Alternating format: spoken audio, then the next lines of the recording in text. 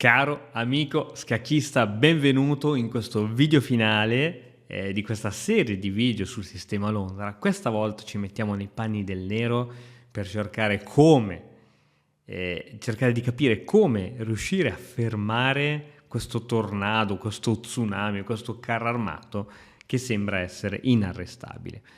Cavallo F6 può essere una buona risposta, poi D5 si può giocare anche in un secondo momento, alfiere F4, D5, chiaramente si possono interporre le mosse prima D5 poi cavallo F6 e 3 e C5. Dato che noi sappiamo che non è nell'intenzione del bianco giocare C4 o cose del genere, perché? E non è neanche intenzione del bianco cercare di andare a catturare per tenersi il pedone, perché non andare a stimolarlo e mettere subito tensione sul centro?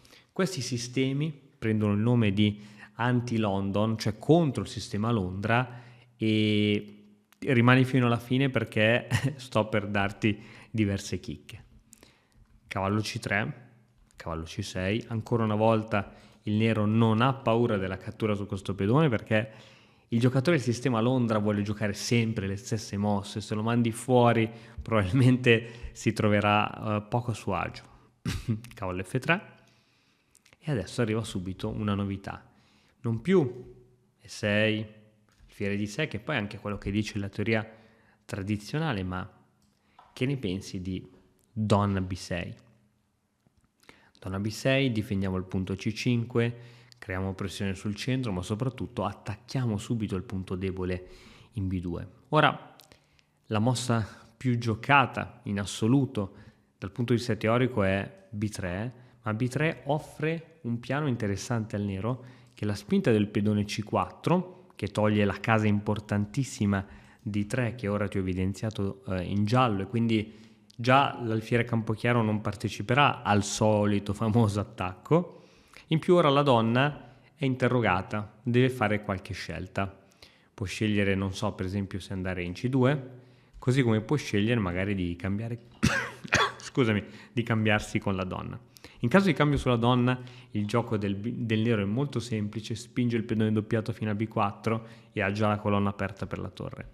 E in caso per esempio di una ritirata su C2, per dare uno sguardo sempre a B2, c'è questa tattica molto carina che devi assolutamente conoscere, che è alfiere in F5. Ma come l'alfiere non è in presa? Sì, è vero che è in presa, ma se il bianco dovesse mai catturare questo alfiere, perde la torre.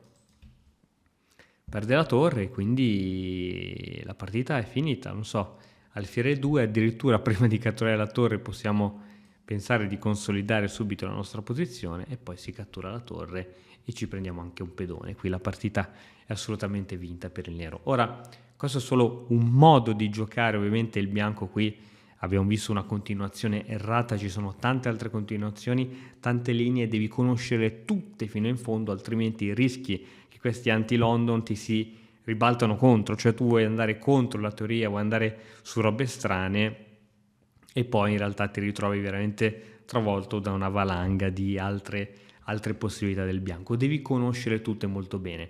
Per questa ragione noi sull'Accademia di Matto Scacco abbiamo lanciato il nuovo corso che si chiama London System KO, realizzato dal maestro Simone Pozzari, che ha analizzato linea dopo linea, ti dà anche i PGN che puoi scaricare, puoi stampare le mosse e studiarle nei tuoi pomeriggi, durante le sere, sul computer, puoi guardare video e capire quali sono le mosse che devi studiare, quelle mosse che mettono in difficoltà il bianco, che lo fanno uscire al di fuori delle sue solite linee, che lo fanno uscire fuori dalla sua zona di comfort, ma che soprattutto lo fanno uscire fuori da quei soliti attacchi, cavallo E5 e subito mega attacchi sull'ala di re, eccetera, eccetera.